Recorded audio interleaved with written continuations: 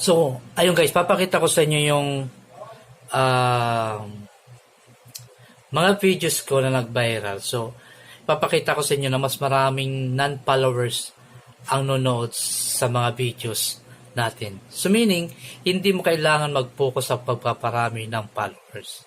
Yes. Kasi isa lamang sa nagpapakita kapag may viral kang video, tignan mo itong sa akin. Kung nakikita mo, followers versus non-followers. So, makikita mo yan, mas marami yung non-followers ang nanonood. So, meaning to say, si Mita na mismo ang magbibigay sa iyo ng mga followers. So, ang gagawin mo lang, gumawa ka ng content araw-araw at mag-upload ng videos. So, after mag-upload ka ng videos,